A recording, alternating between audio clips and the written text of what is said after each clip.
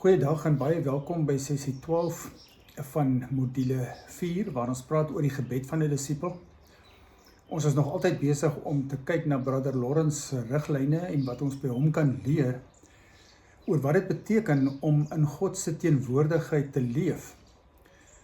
Ons spandeer nogal baie tyd hiermee, want ek dink dit is baie belangrik in kern van 'n gebedslewe, wat ek eerder dan sal wil beskryf as 'n lewe van gebed, om te verstaan wie God regtig is en wat 'n verhouding met hom werklik kan inhou en wat dit kan beteken om in voortdurende kommunikasie met God te wees.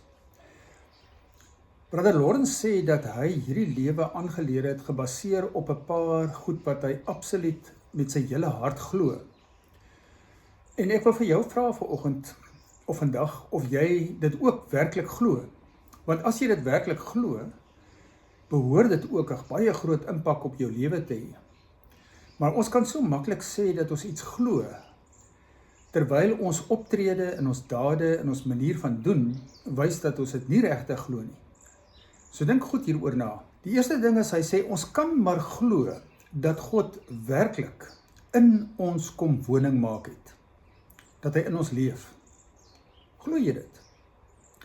Glo jy regtig dat God, die mees liefdevolle persoon wat daar is, die mees intelligente persoon wat daar is, die mees kreatiewe persoon, die mees genadige, die grootste, die mees barmhartige, die een wat nooit verleë staan nie, wat nooit sonder raad of antwoorde of insig is nie, die een wat nooit onkant gevang word nie, wat nooit verleë is nie, die een wat absoluut in alle opsigte volmaak is, in jou kom woning maak het, homself aanbied om met jou op reis te gaan. Glo jy dit? Dit voel vir my as enige mens dit regtig glo, dat jy baie dinge in jou lewe sal skuif om te tap uit hierdie bron, om te leer van hom, om na hom te luister, om sy insig en sy raad en sy leiding te kan absorbeer. Maar ook baie meer as dit net om sy liefde te kan ontvang en te ervaar, om sy aanraking, sy geduld, sy vergifnis, sy omgee, werklik toe te laat om jou hele lewe in te dring, elke sel daarvan. Die tweede ding sê Brother Lawrence, ons kan maar glo dat ons harte oop is voor hom, dat hy alles sien en van alles weet. Nou ek weet vir sommige mense mag hierdie eintlik 'n stelling wees wat hulle bietjie bang maak, want baie is ongelukkig as kinders bang gemaak met die woorde oppas, God sien vir jou.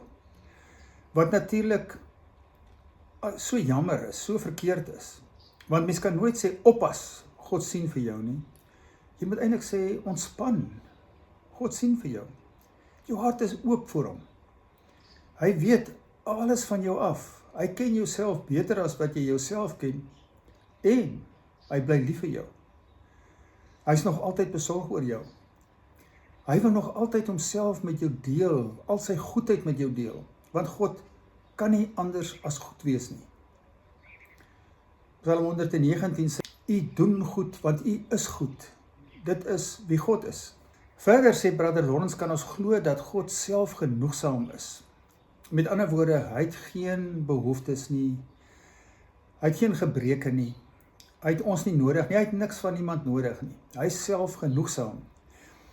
En dat hierdie selfgenoegsame God, dat ons in hom lewe, beweeg en bestaan, dit is 'n aanhaling van Paulus wat hy in Handelinge dit gesê het, dat ons moet glo en aanvaar, dat ons totale lewe in God is, dat ons in hom lewe, beweeg en bestaan. Die groot kuns van die lewe is om daarvan bewus te word en met daai bewussyn te leef. En dit is wat Brother Lawrence noem die beoefening van God se teenwoordigheid. Verder sê hy, kan ons glo dat God se volmaaktheid oneindig en soewerein is. En dat ons onsself maar met groot vrymoedigheid in sy hande kan plaas. As ons net 'n diep bewussyn kry van wie hierdie God is, dan sal dit vir ons glad nie moeite wees nie maar iets wees wat ons elke dag, elke oomblik van elke dag, met oorgawe doen. So, sy gevolgtrekking is, dat daar in hierdie wêreld geen manier van lewe kan wees, wat groter vreugde verskaf, as 'n lewe waar jy voortdurend in kommunikasie met hierdie God is nie. Voortdurend in aanraking met hom, voortdurend bewus van dit wat hy met jou wil deel. En daarom sê hy dat hy vroeg in sy lewe al besluit om homself heel hartig aan hierdie God toe te wy. Om dit amper die doel van sy lewe te maak om God net al dieper en beter te leer ken. Dink oor hierdie gedagtes. Om God al beter te leer ken. Ken jy vir God? Sien, ons kan so maklik sê, ja, ek ken die Here, ek ken hom. So asof jy alles van hom weet en alles van hom verstaan en alles al geken en ontdek het. Die waarheid is, dat elkeen van ons so min van hom ken, dat daar 'n oneindige bron van wysheid en insig en kreatiwiteit en liefde en genade en alles is, wat ons maar net nog die oppervlakte van so bietjie skraap op. Daar is soveel meer om te ontdek en te leer ken, dat dit nooit kan ophou nie. Dat jou honger om vir God te leer ken, nooit versadig kan word nie. En die oomblik as jy dit ook verstaan, dan is dit baie makliker om hierdie doelwitte wat Brother Lawrence vir homself gestel het. Wat ons verlede week ook gesê dat hy sien hom en God eintlik as die enigste twee persone op hierdie aarde. Baie dikwels sien hy hulle self so. Om met daardie oorgawe vir God te leer ken. Dink net wat kan ontdek word. Wat kan jy nog ervaar? Hoe groot mate kan God jou nog versadig? Baie meer as wat dit reeds is. En in hoeveel groter mate kan jy jouself beter leer ken as die mens wat God jou geskep het om te wees? Wie jy werklik bedoel is om te wees. Daarom sê Brother Lawrence ook, as hy 'n prediker was, as hy daai voorreg kon gehad het om te preek, dan sou dit eintlik al boodskap wees wat hy vir mense gehad het. Dat dit moontlik is vir elke mens om so in die teenwoordigheid van God te kan leef. Om hom te kan ervaar, om te kan hoor. 'n reisgenoot van God te kan wees op hierdie wêreld. Om net met baie groter bewuswording van God te kan leef. Weet, daar is so baie dinge wat ons aandag opeis. Ek het dit al soveel keer gesê. Maar God eis dit nie op nie, hy vra dit. Maar besef jy die verskil wat dit in jou lewe kan maak? As jy net aanvaar dat God nie maar net iemand is waaroor daar in die Bybel geskryf word in 'n boek nie, maar 'n werklike persoon is, wat werklik intiem in jou belangstel, by jou lewe betrokke is. Mense wat na God soek en na hom dors, getuig van sy aanraking, sy omgee, sy teenwoordigheid, sy krag. Ek glo jy het dit ook al baie daarvan ervaar. Maar moet nooit op 'n punt kom waar jy tevrede is met wat jy alreeds ervaar het nie. Weet net, daar is nog soveel meer om te leer ken en te ontdek. En daarom gee Brother Lawrence ook hierdie baie praktiese raad. Om nie skaam of bang te wees om jou afhanklikheid van God te erken nie. Moenie op 'n punt kom waar jy arrogant raak en dink nou weet jy hoe dit werk en nou is jy en God so in so goeie verhouding en nou het jy niks meer raad of leiding of niks nodig nie. Jy kan nou self jou pad vind.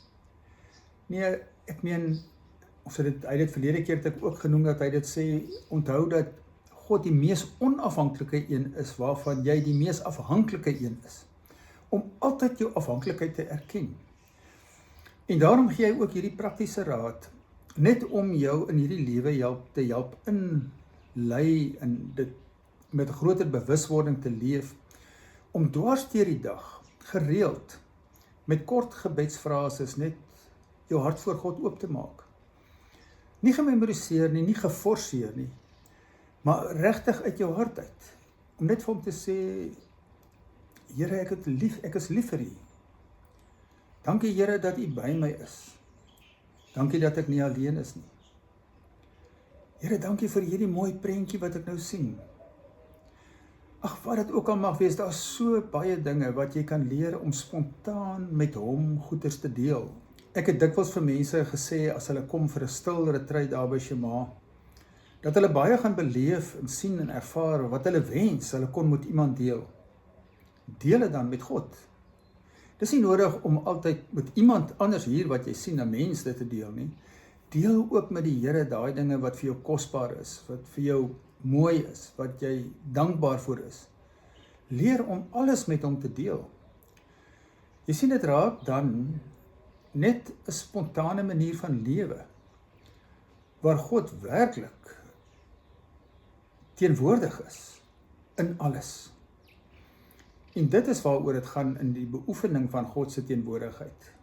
En om nooit moedeloos te raak en te dink, ag, nou is ek alweer 'n dag of 2 verby en ek het nie veel my gedagtes by God gehad nie. Sodra daai gedagte by jou terugkom, sê net, o ja, dis waarmee ek besig is. Keer net terug daarna toe. Beoefen dit weer, begin met hom te praat, luister na hom, geniet hom. Die groot ding is om vir God so te leer ken, dat jy hom kan geniet. Dit is ook wat een van die belydenisskrifte, die Westminster Confession, die eerste vraag daar is, wat is die hoofdoel van die mens op aarde? Dan staan daar om God te geniet en vir altyd te verheerlik. Dis waarvoor ons geskep is. Om genot te vind in God, in wie hy regtig is. En as jy hom leer ken vir wie hy is, dan kan jy nie anders as om hom te geniet nie. Dankie dat jy weer saam geluister het en mag dit regtig in jou lewe so word, dat God vir jou 'n bron sal word van genieting, in die opsig dat dit jou lewe volmaak en vul met dit wat hy daarvoor bedoel het.